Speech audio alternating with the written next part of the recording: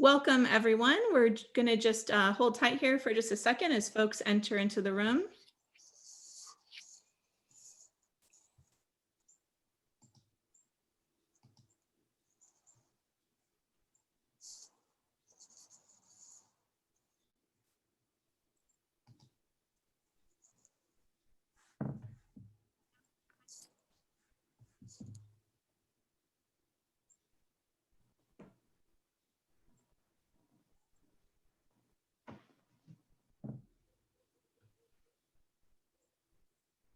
Okay, great. All right, so without further ado, I'm going to introduce Dr. Patrick Abbott, who will introduce our speaker. Hello, everybody. Hey, everybody. I'm phoning in from DC, where nothing much is happening. So I thought it'd be nice to hear something different today. And it's my distinct pleasure to introduce Judith Mank, whose papers I've really enjoyed reading over the years on sex chromosome evolution and other topics. Well, there you go. That's the dog. Judith has a pulling up your CV as I speak, Judith. Hold on. Wonderful pedigree. She started with her master's degree, or basically started out at the University of Florida as her bachelor's degree, then went on to Penn State for a master's, and then did her PhD at Georgia in the Department of Genetics.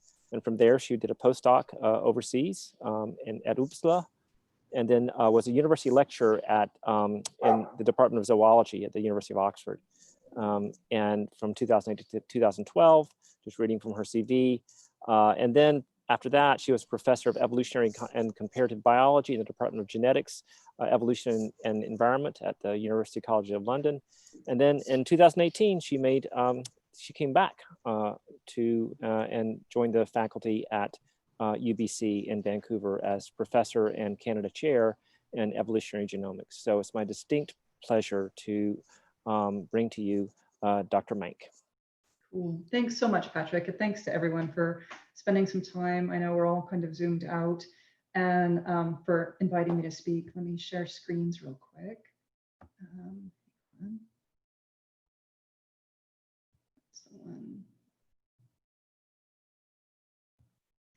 And I have to admit that I realized on Saturday that I'd agreed to give a talk the day after the US election. And I was a little bit worried that I would spend all of last night staying up, scarfing leftover Halloween candy and stressing out, and I wouldn't be in my best form. So I actually pre-recorded my talk on Sunday in the hopes that I would present a better version of myself than the neurotic one right here. So I'm gonna turn off my camera and play the narrated version. I'll be here if there's any issues, just interrupt me.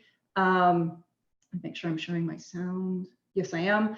And if there's any questions, I'll be back at the end, okay?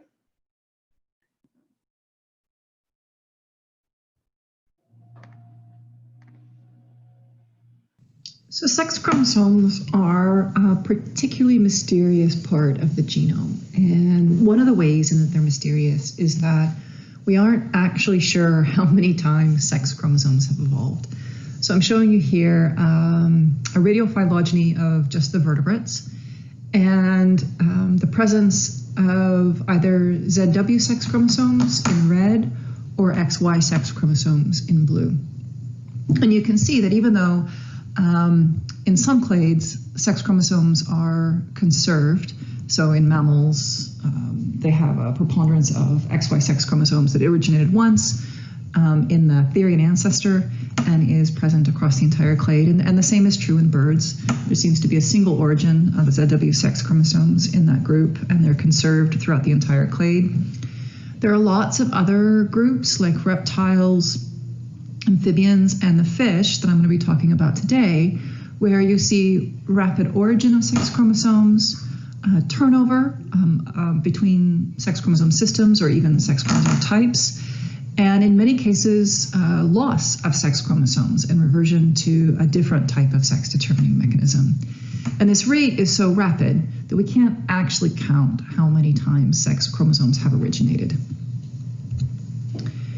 And for simplicity, I'm just going to talk about XY sex chromosomes from here on out.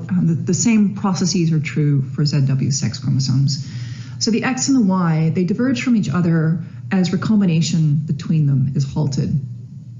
And this recombination suppression has some pretty nasty consequences for the sex-limited Y chromosome. The loss of recombination leads to reduced efficacy of selection. And as a result, many genes become pseudogenes, and you have the really rapid decay of both gene activity and protein sequence integrity. And that's why in many cases, such as mammals, which are shown here, the Y chromosome is so much smaller than the X, and it carries a much reduced number of genes. And this loss of genes from the Y leads to a dosage imbalance between males and females. So for every gene that is lost from the Y, males are left with just one functional X-linked copy, as opposed to the 2 copies in females. And gene dose is not a perfect, but it's a pretty good predictor of expression level, the amount of protein that you make. And this means that there's an imbalance between the expression level, the amount of protein produced from X-linked genes, whether or not they're present in males and females. And this is particularly problematic for dosage-sensitive genes. And in some lineages, you have the evolution of really elaborate, complicated mechanisms to compensate across the entire X chromosome for this in males. More often, the case is that dosage-sensitive genes, that subset of genes that are dosage-sensitive, are compensated, but overall expression on the X is reduced in males compared to females. And so it's happened a lot, the origin of sex chromosomes. It's problematic, and yet we need to remember that this process is completely unnecessary. Lots of species don't have sex chromosomes at all. They don't determine sex genetically. They do it based on temperature or demographics. However, if a species does determine sex genetically, we don't actually need full sex chromosomes to do that. And as an example, sex in the pufferfish is determined by a single SNP in the gene AMHR2. If you have 2 functional copies, you develop as a female. If you have 1 functional copy and 1 copy of the missense SNP, you develop as a male. So in some ways, this is similar to an XY system, except aside from that single SNP, the X and the Y are completely identical, and there's no evidence that recombination suppression has occurred. You could argue that this is just a very young system, and there hasn't been time for recombination suppression and divergence between the X and the Y to build up. But Nicolas Perron has shown in his hyalid tree frogs that they have old but largely undifferentiated sex chromosomes. And this means that we really don't understand the process by which sex chromosomes form. The main theory for sex chromosome formation was actually initially articulated by R.A. Fisher, but it was more formally mathematically conceptualized by Andy Clark, Jim Bull, Bill Rice, and the Charlesworth. And it's based on the idea that initially you have a sex-determining locus that originates on a normal pair of autosomes. So this is similar in many ways to the pufferfish example I gave you. You just have a single gene on 1 chromosome determining sex. This might be a proto-Y chromosome, but at this point, there's no reason for recombination suppression to build up between the X and the Y. That only happens when you have the emergence nearby the sex-determining locus of an allele that carries some sex-specific effects that in this case benefits males but harms females. And so there's selection against recombination between that locus and that allele and the nearby sex-determining locus, so that an individual who has the allele that determines maleness would also inherit the allele through linkage that carries a benefit to males.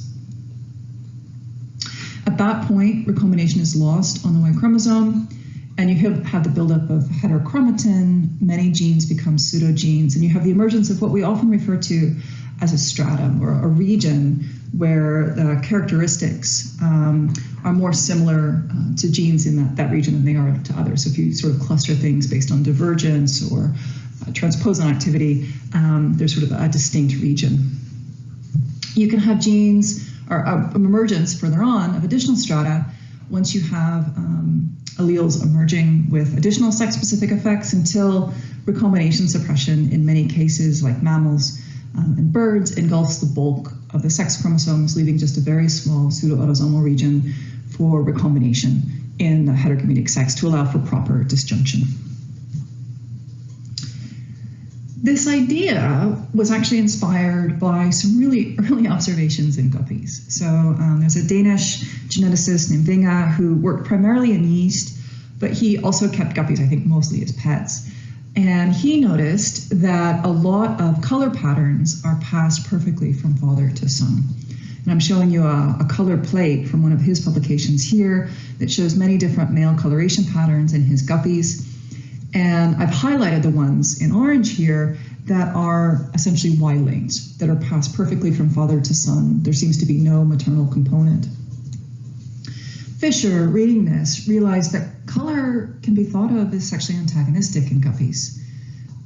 If you're brightly colored and you're male, and you're in a population where females prefer brightly colored males, your reproductive fitness will be higher, even though you are more conspicuous to predators and your total lifespan may be shorter. So the net benefit is positive for males. And that's opposed to color in females. So if females are brightly colored, there's no benefit. Males don't care what they look like, and they are more conspicuous to predators. So their lifespan and their total reproductive capacity would be reduced. And Fisher also realized that Y linkage resolves this sexual conflict. If the sexually antagonistic alleles are on the Y, they're only expressed in males, they're never selected against in females, conflict solved. And he suggested that the Y chromosome would actually accumulate lots of alleles with male-specific effects, male benefits. He thought that the Y chromosome would become, in effect, a male supergene.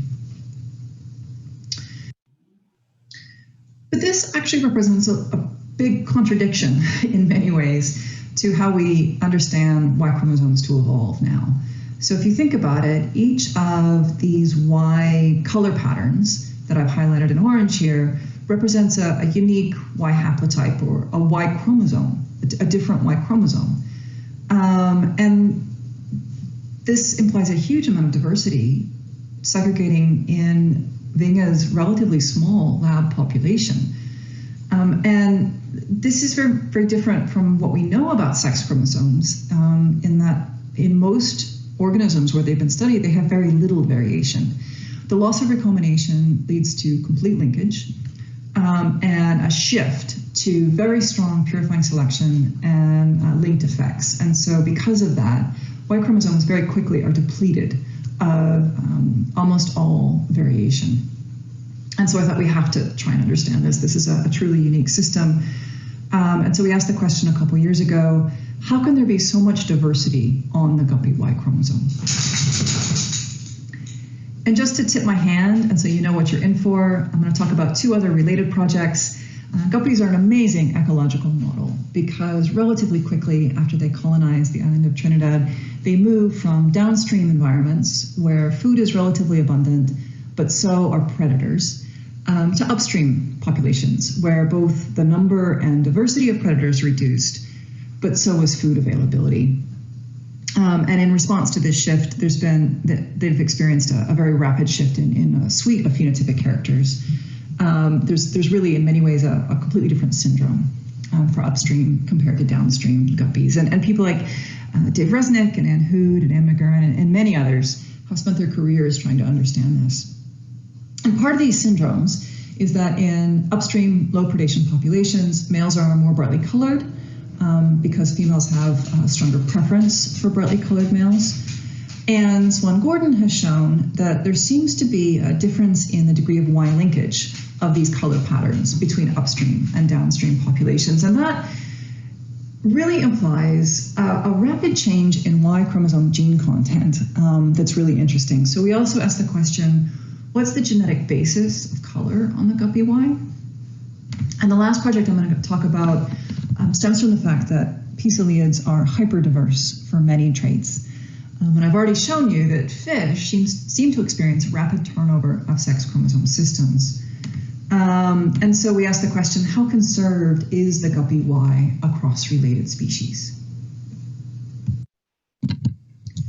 And almost everything I'm going to talk about today is based off a core pipeline that we've been developing. So we essentially sequence males and females, multiple males and females from a population, and we assemble a female reference genome from that population, or in some cases, that species.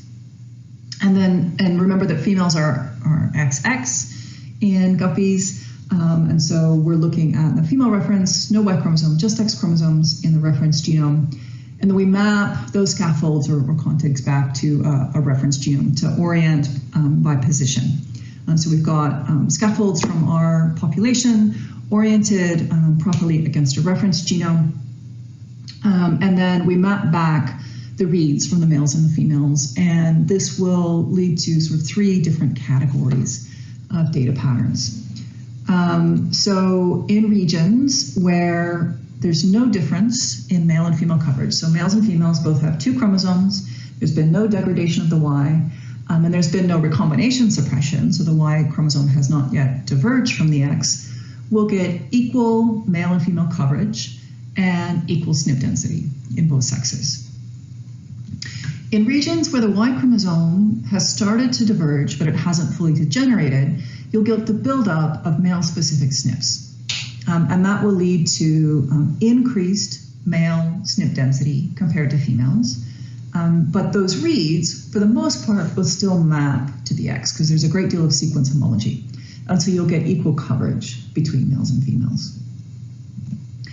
In regions where the Y has degenerated, there are no reads to map to the X, and so males only have 1 copy of that region, 1 dose, and so you'll get reduced male-female coverage of males compared to females. And Allison Wright, who was a grad student and then did a short postdoc with me, developed the core pipeline with help from Beatriz Picoso, and we applied it to our lab population. And our guppies were originally taken from the Quarry River, I believe in the 90s. They're well-traveled fish, so they were originally kept as a large outbred population in Norway. And then Nicholas Kolm at Stockholm took a colony from them and has been using them for all sorts of behavioral ecology experiments. And our colony originates from his. And we've brought that from London now to Vancouver. So these are well-traveled fish. They are still maintained as an outbred, freely mating population. So we've got high levels of diversity. And they're otherwise like normal guppies, except they don't experience predation and they have an abundance of food. And applying this pipeline to our lab population, Allison found evidence of 2 regions, 2 strata. One at the tail end of the chromosome where we had reduced male-female read coverage, so a degree of male degeneration. And then another stratum that was another a bit more than 10 kb, or 10 megabases, excuse me, where there was no evidence of degeneration, but there was increased male SNP density. And we called that stratum 2. In both of those strata, there was no evidence of decay of Y expression. I'm showing you here a plot of male-female expression, males in blue, female in red.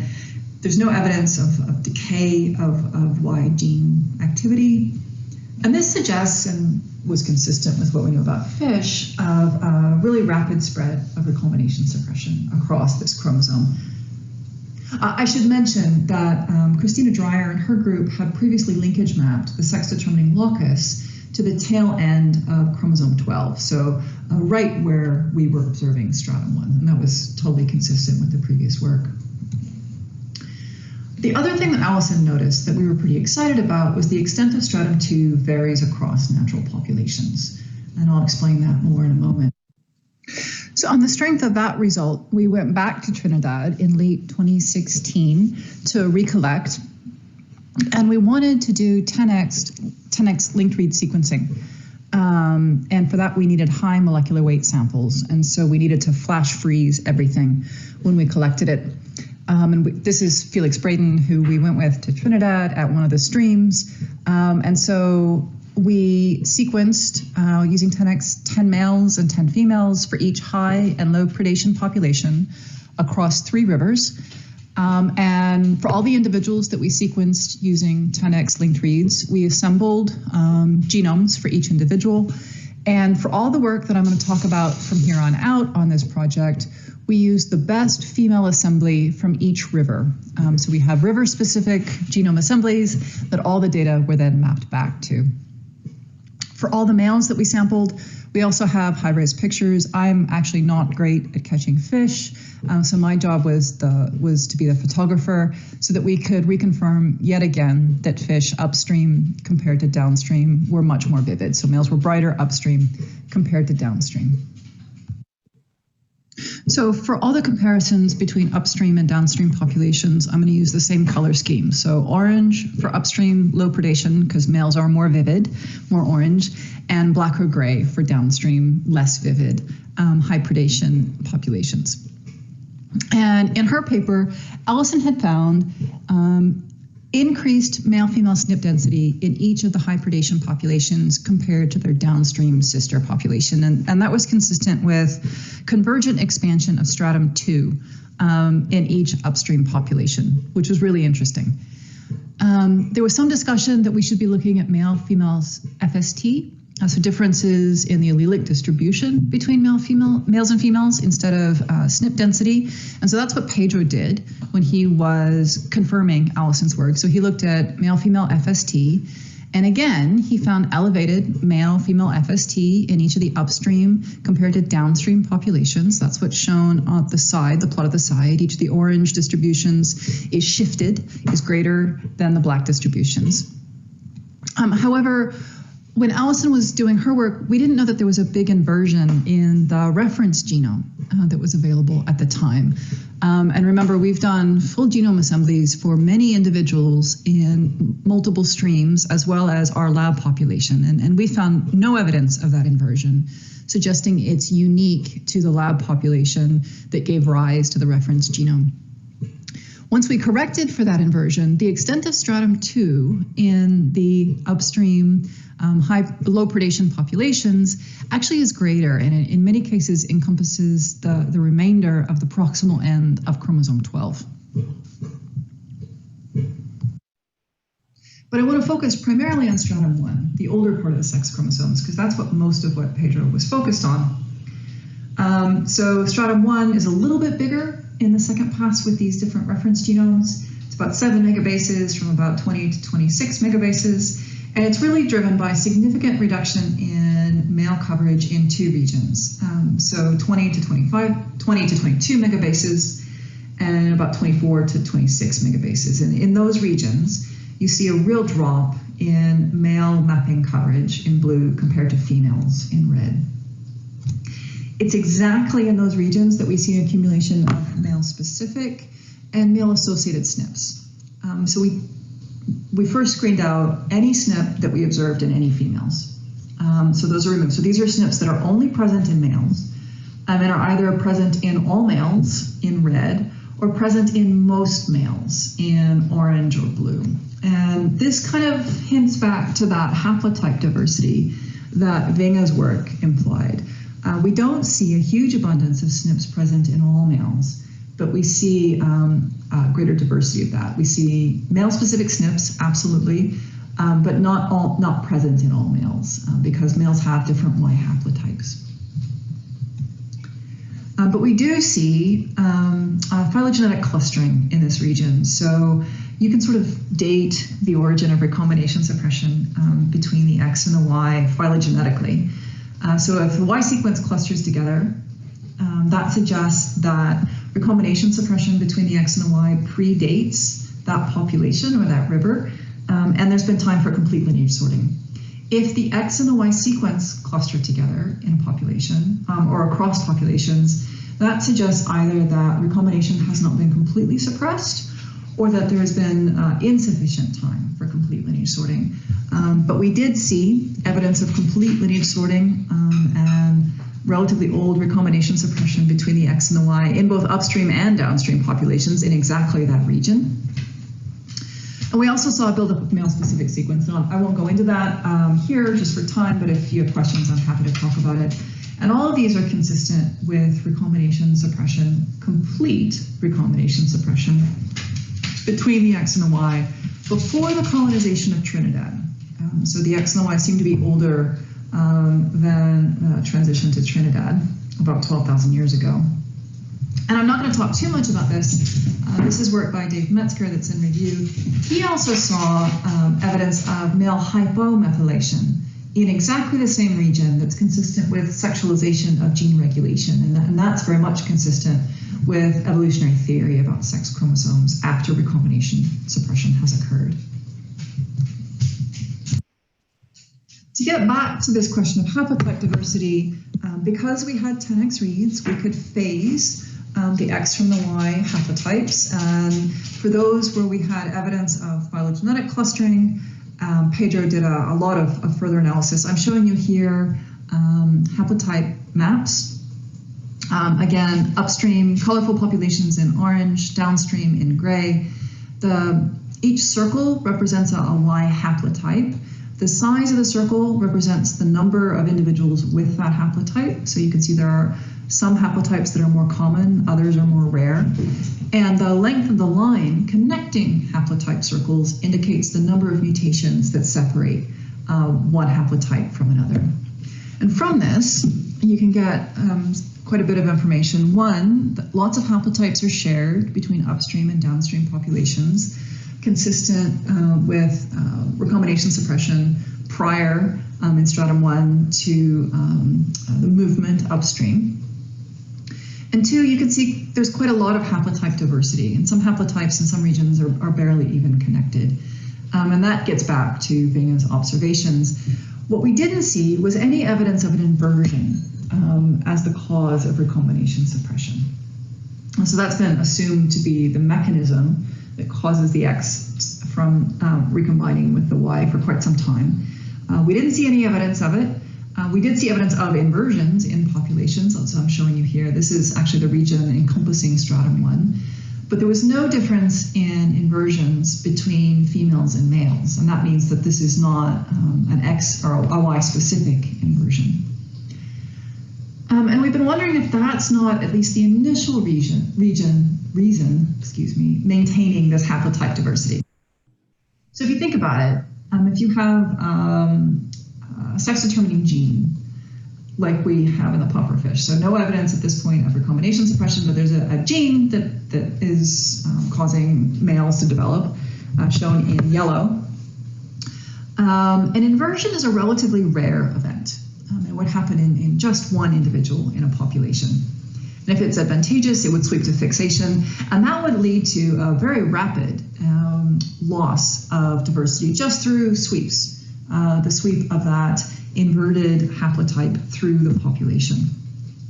If, however, recombination suppression happens through other means, you could get divergence of the X and the Y without that initial sweep. So, and there are many ways that recombination suppression can be achieved without an inversion. And so at least initially, you might maintain that emerging Y haplotype diversity. So the conclusions from this first bit: how can there be so much diversity on the guppy Y? We think that maybe this lack of an inversion on the Y means that there would be more haplotype diversity than we would expect, at least initially. And then the question is, what's maintaining it? And there's been a lot of thought, a lot of speculation for a long time that it's due to female preference for novel male color patterns. So Helen Rod and Kim Hughes and others have shown that females have a thing for novelty. There's negative frequency dependent selection for male color patterns. So if you've got a male with a rare combination of color patterns, females will prefer him, and many of his sons will carry those patterns until they become so common that they are less attractive, and you'll have this sort of cycling of male color patterns. And if Vinge's works, as Vinge's work suggests, there are lots of color patterns that are on the Y, that might lead to negative frequency dependent selection maintaining multiple Y haplotypes in a population. And so to get at this question, we started a project, I think in 2017, to try and understand the genetic basis of color on the guppy Y. And we set up pedigrees. Initially, we paired 4 males, and each male lineage is shown in a different color. So there's the red, green, yellow, and blue, and we paired them with a virgin female and photographed them and kept those pedigrees going for another 3 generations. And for all the males in our pedigrees, as well as all the males in our lab population, Jake Morris, who was running this project, took high-res photographs, and his goal was actually to figure out a pipeline for automated pixel extraction and clustering, so he could essentially get the computer to identify coloration patterns and sort of reduce any potential for human bias. So to figure this out, we set up pedigrees, I think in 2017. So we started with 4 males, and each male lineage, which represents a Y lineage, is color-coded. So we had a red male lineage, a green male lineage, a yellow male lineage, and a blue male lineage. And in each case, we paired a single male with a virgin female, and we propagated those pedigrees for 3 more generations. And for each male born in these pedigrees, as well as for all the males in our lab population, Jake took high-res photographs with the goal of building a pipeline for automated pixel extraction and clustering so that he could in fact get the computer to identify ornaments in these fish and thereby reduce a lot of the human bias that is often present in these studies. And so he, using this method, built these heat maps. These represent the presence of pixels in the proportion of males in our population.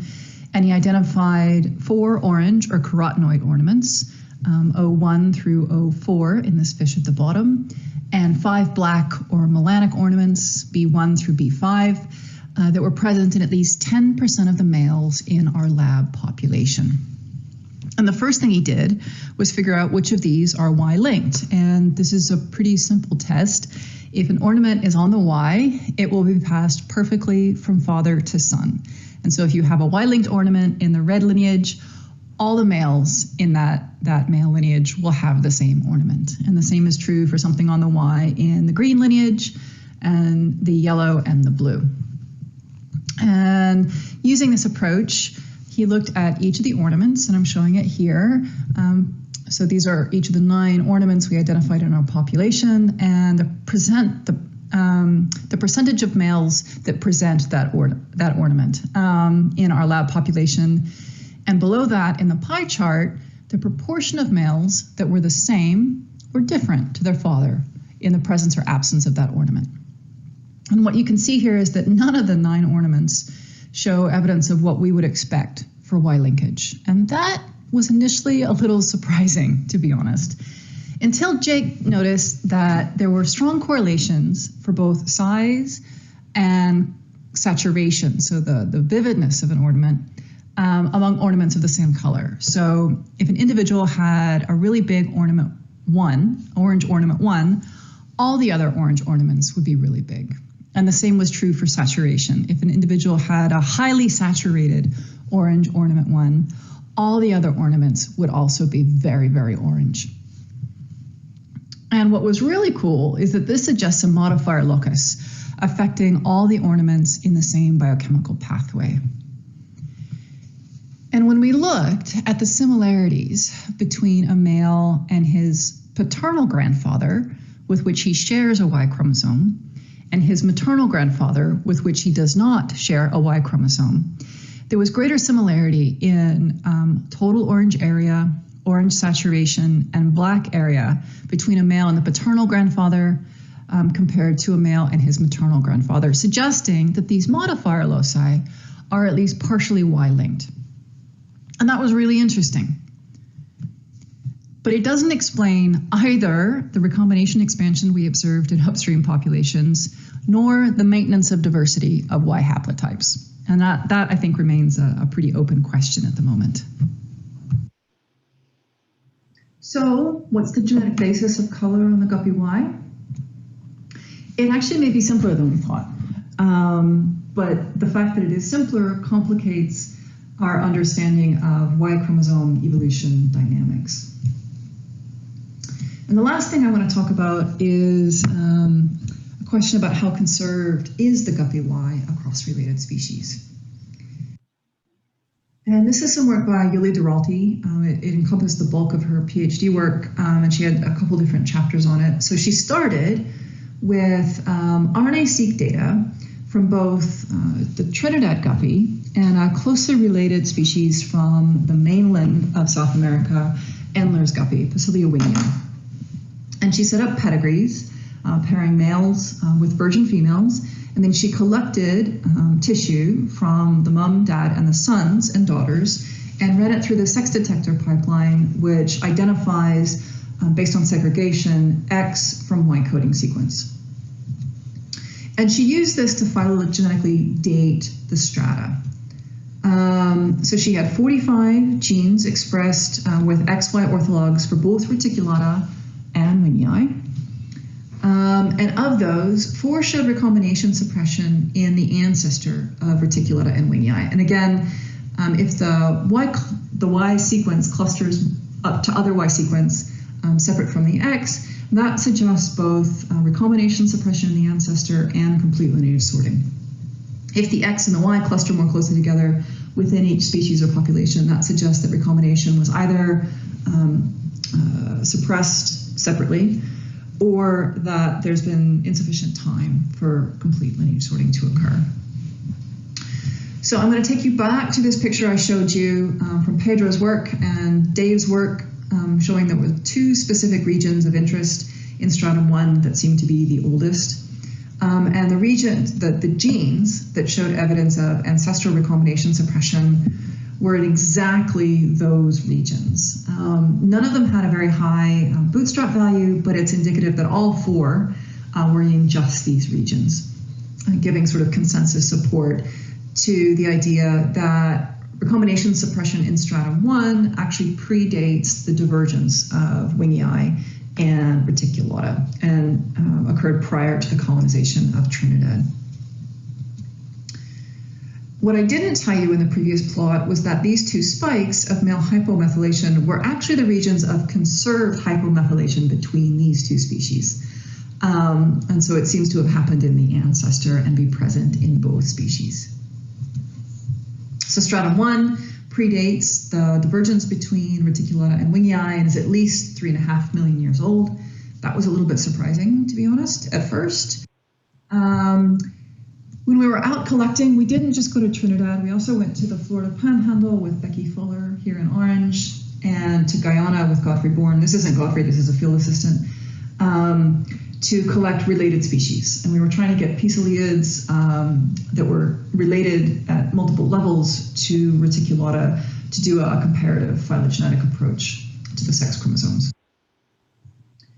And with these, Yuli was initially challenged with the question of how do you actually build a reference genome and orient the scaffolds to another reference without increasing phylogenetic bias. So if we had done this, if we had built sort of small Conte reference genomes for all these outgroup species and oriented them to reticulata, you'd get increasing bias as you gained increasing phylogenetic distance. And so she ultimately settled on an approach called RACA, Reference-Assisted Chromosome Assembly, with a lot of help from one of the developers, Dennis Lurkin. And the idea of RACA is that you actually have an in-group and an out-group reference genome that you're orienting your scaffolds to. So no matter where you are in the phylogeny between them, the total phylogenetic distance is the same. And so you eliminate this problem with increasing phylogenetic distance. And using that approach, she built reference genomes for Endler's guppy, for Poecilia picta, the sailfin molly, Poecilia latipida, and Gambusia, orienting them to Xiphophorus and Oryzius. So that was our in-group and our out-group. So using that approach, Yulia found a broad similarity of reduced male read coverage, the first column between reticulata and wingii, consistent with conservation of stratum 1. It seems to be a bit more evident in Wingyi, suggesting it's actually degenerated more than Reticulata after recombination was suppressed in their ancestor. And an expansion of stratum 2, suggesting it happened, stratum 2 with male-female SNP densities, suggesting it happened after divergence of these species, and that's also consistent with her sex detector work. And finally, she found evidence of a second par at the distal end of the chromosome in both these species. And that actually seems to be where the vast majority of recombination in males is concentrated. And there was no evidence of a difference in male-female expression due to Y degeneration in either of these species, suggesting that the Y chromosome is largely intact in terms of coding sequence. What we didn't expect was massive degeneration in males of the Y chromosome in the closest ancestor, Poecilia picta, that we looked at. So if you look at the first column, male-female coverage, this pattern is consistent with essentially complete degeneration of the Y. And that suggests that the guppy sex chromosome is actually a lot older than we thought, possibly more than 20 million years. That was surprising, but that seems to be as old as it is. It doesn't, the further outgroup species, Poecilia lutetina and Gambusia, they don't seem to share chromosome 12 as their sex chromosome. And what was really interesting about Poecilia picta is that while there's no evidence of wide-scale loss of the Y, it's highly diverged in picta over the entire length of its chromosome. So it seems to be on a very different trajectory in picta, the Y chromosome, compared to Reticulata and Wingyi. And yet, there's no evidence of reduced expression. So expression on the X chromosome is statistically the same between males and females. And that's curious if the Y chromosome is largely lacking. So Yulia actually started doing allele-specific analysis based on her RNA data from these species. And she found evidence of large-scale loss of Y genes in Poecilia picta. So only 25% of genes in picta on the X chromosome are heterozygous, and that's consistent with continued expression from the Y copy. And that's much less than the genomic average, where about 70% of genes in males are heterozygous. And she also observed very strong allele-specific expression on chromosome 12. So I'm showing you here major allele expression in males in the first column, females in the second. The sex chromosomes are in this mustard color, autosomes are in blue or gray. And you can see that most genes show sort of normal cis regulatory variation, whereby one allele is expressed a little bit more than the other. It's about 60-40. There's a small number of genes where there's very strong allele-specific expression consistent with imprinting. So you get this sort of bimodal distribution. And for Reticulata and Wingyi, that distribution is the same in males and females for sex chromosomes in autosomes. When we look at Poecilia picta, however, there's a very strong shift in males on the sex chromosome in allele-specific expression, whereby most genes that actually show SNPs in males on the X have a very skewed ratio, where one allele is expressed much more than the other.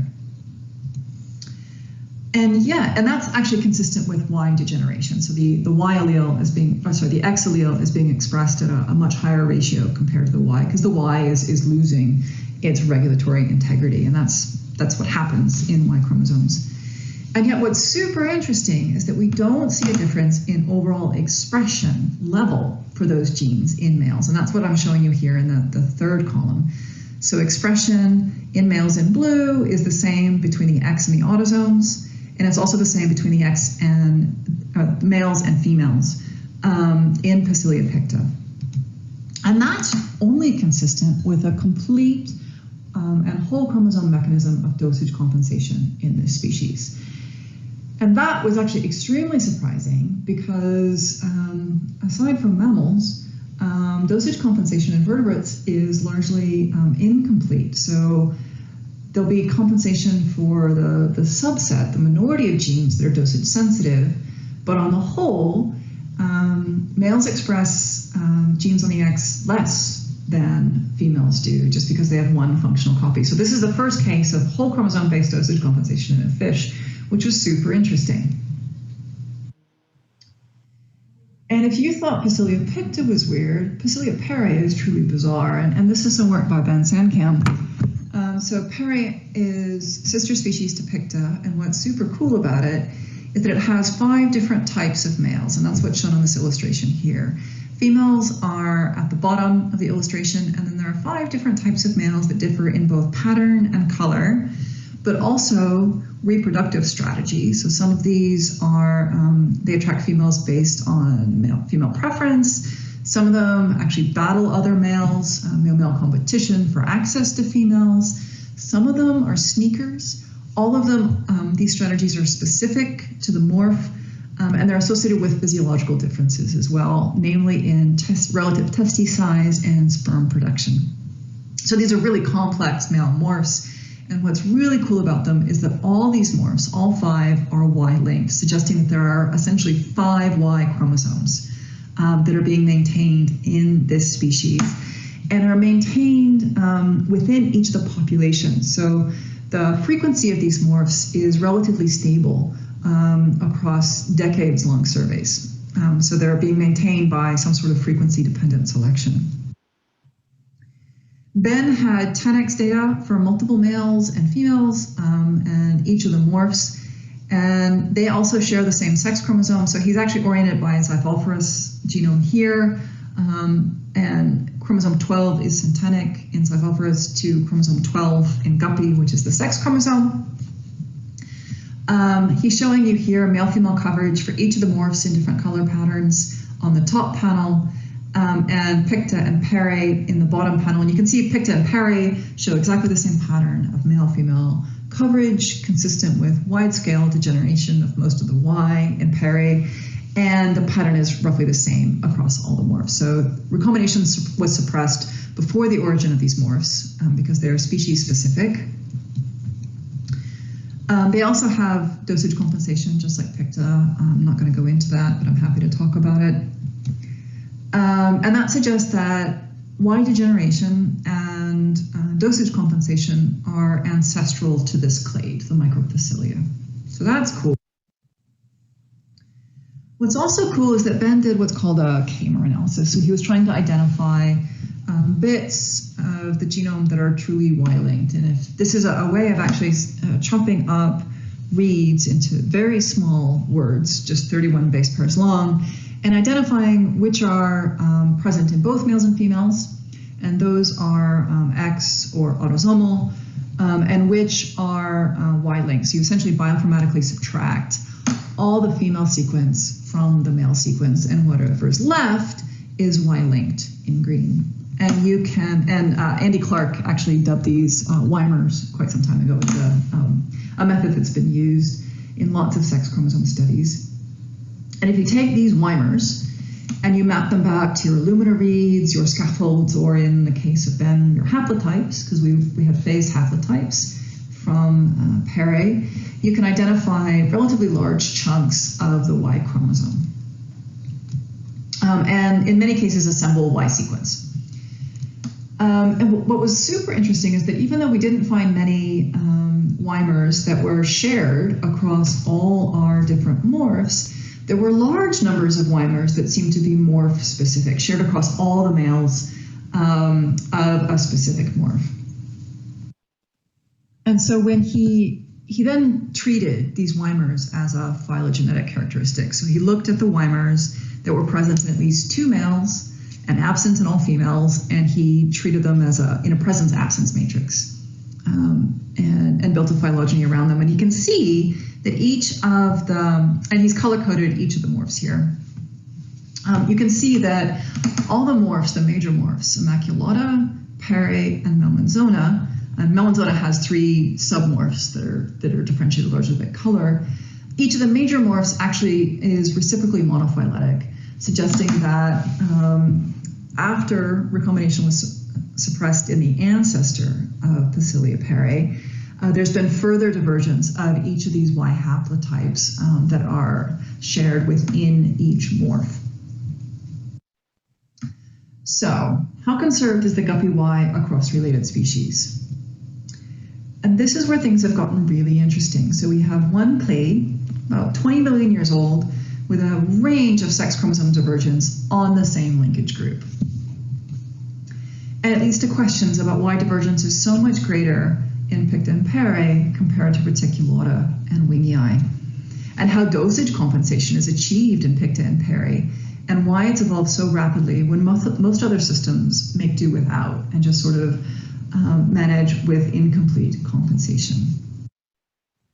And it's also led me to it's forced me to reevaluate my thinking about the sex chromosome, the model of sex chromosome evolution. So if you think about this model, which has been around for quite some time, as I said, it was originally inspired by Fisher in the 30s and was more formally articulated in the 80s and 90s by Andy Clark, Jim Bull, Bill Rice, and Charlesworth. It really implies sort of a linearity to sex chromosome divergence. You have sort of progressive buildup of recombination suppression. But what we're seeing is really something much more variable. So you can sort of progress from the origin of a sex-determining locus to recombination suppression to divergence. But some lineages, like the Trinidadian guppy, they just seem to sort of sit at this stage, while others actually progress, like Picta and Pere, to broader degeneration. And what I haven't talked about as well is that in many cases, you see rapid turnover of sex chromosomes, and we really don't understand what's driving that. And on that note, I will give my thanks to the people in the lab who do amazing work. I wish I could have talked about more of it. I talked about Allison's work. She's since moved on to set up her own shop in Sheffield, as well as work by Ben Furman, Pedro Almeida, and Ben Sankam. Our collaborators, our funding. If you liked the illustrations and the graphics, the illustrations were done by Clara Lacey, and I highly recommend her. Her whole professional goal is to create beautifully drafted but biologically accurate illustrations. And Jocelyn Shu is our lab manager, and she's also a graphic artist and has been working with us to come up with very effective ways to convey complex evolutionary scenarios. I also highly recommend her as well. The people who pay us, and if you're interested in more about what we do, our lab and Twitter links. And thanks again for your time, for being here. Turn on my window. Wonderful. Thank you. Thanks. Thank you so much. All right, questions from our audience. Posting it in the Q&A, I guess, and I'll just start with a general one. Really general one is the general thinking about sex chromosome evolution that, or is there a thought that in some large sense it's really not an adaptive, it's not an adaptive event? That's the question, right? I think Right. if this idea of linkage between a sexually antagonistic allele and the sex determining locus is true, and there's not a huge amount of evidence for it, I'll be honest, but it's a really hard, we're really bad at identifying sexually antagonistic alleles. That's probably why there's not a lot of evidence for it at this point. Then it's initially adaptive, right? So that's a selective event. But then all the degeneration that follows is definitely not. So it's sort of, it's an initial adaptive event that leads to a bunch of non-adaptive consequences. Got it. Sorry, I'm not quick on the unmute button. Antonis has a question. It says, great talk, and I completely agree. He has a lot of questions, but he'll ask just this one. What is known about the genetic basis of female preferences for novelty? Yeah, I don't know.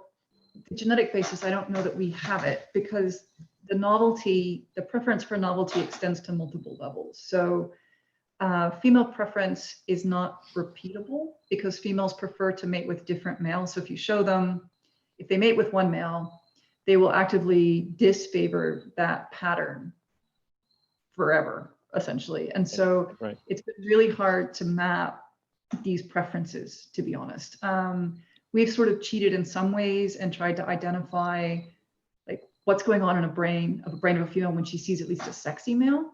But that doesn't tell us much about this novelty thing. And I think that's the crux of the issue with guppies that's important to figure out, but also one of the hardest things to figure out. Yeah, because that does seem to, that gets at not only preference, but gets at this sort of ecology, and it explains some of this haphazard, almost stochastic variation that happens in the evolution of these traits. Chris Robinson has a question. Awesome talk. What is the source of the carotenoid-based coloration of upstream guppies? Are there any connections to ketylation or other carotenoid metabolism genes on the Y? Yeah, so that's what we're trying to get to. Walter in the lab is doing an experiment. So he's doing an evolve and reseek experiment with guppies. I know it sounds crazy, but you can. He's selecting guppies for orange color. And then we're going to compare the genomes of the selected orange fish to the pre-selected fish to try and get at what's the genetic basis of it. So a lot of the carotenoid color they don't synthesize the color. They get it from their food and then they deposit it. And so because it's not actually synthesized in the fish, not very much is known about the deposition pathway. And that's what he's trying to get to. I think maybe that's what you're asking. We found no obvious genes on the Y, but then again, we don't know much about this pathway to speak, at this point. Right. Other questions? Let's see what else is coming in. Checking my.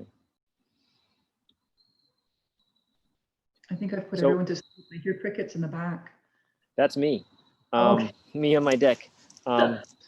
So, I mean, in terms of next steps, I mean, what are you, it seems like you have, obviously many different directions you can go, both at the level of the genetics and the life history stuff.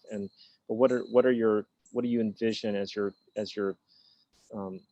really kind of holy grail next steps? We're trying to get at the female preference side of it. And that seems to be mostly driven by the fact that a lot of the folks who come into my lab want to work on behavior, even though I'm not a behavioral person and I get a little bit nervous about these things because the phenotypes are quite squishy. But I've got a couple guys in the lab who did their PhD with Nicholas Colm, who is a proper behavioral ecologist. And they want to understand more about context of mate choice and what happens in the brain when they see a sexy male in different, social situations and things like that. So we can try to understand a little bit more about the regulation of preference.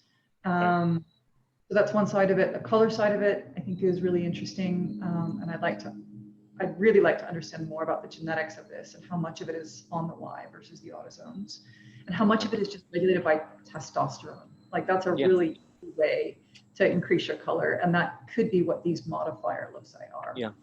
And then we're also trying to understand a bit more about gene regulation as it relates to sexual dimorphism, not just color, but size and all sorts of other things. So those are the sort of the three things that are moving forward in the lab. I think we sort of flogged the sex chromosome angle to its natural end, but it was fun for a couple of years. Yeah. All right, one more question, and then from Antonis. So what's the contribution of epigenetics or epigenetic variation to the phenotypes? You talked about this indirectly, but have there been any studies on how much of the variation is due to genetics and how much is due to epigenetics? There have and there haven't. So there have been quantitative genetic phenotypic studies of color. And they identify VE, right? But they don't really get to the basis of it. I think that's maybe what you're getting. So I think it's hard to know. If you starve a male fish of carotenoids, he will not be as bright. So there is very clearly environmental variation. There are maternal effects that people have noticed, but I think actually getting into, I want to know where these things are happening on the DNA sequence. To get to that, we don't know yet. And I think those are great questions to look forward. I agree. I'll just ask one more question, then we can move on to our but and I probably missed it, and I feel like I should know this. But with mammals, what is so? What accounts for the lack of variation in mammals? So the lack of turnover. Yeah. You mean oh, you mean the sex chromosomes period? Yeah. Yeah, there's a lot of ideas about this and no one's really sure. So it could be, there's this idea that maybe sex chromosomes hit a tipping point. So if you think about it, if the Y chromosome accumulates a lot of male benefit alleles, to have a turnover event, you lose that Y. Then you've got to not only figure out how to make a male again, the sex determining pathway has to recapitulate, but all those male benefit alleles, like they're gone because the Y disappears. So there's sort of this idea of like a tipping point or a trap. Right. We tested for it. Katie Peichel and Matt Pennell and I did a comparative study trying to understand it. We didn't find any evidence for it, but that's not to say it's not there.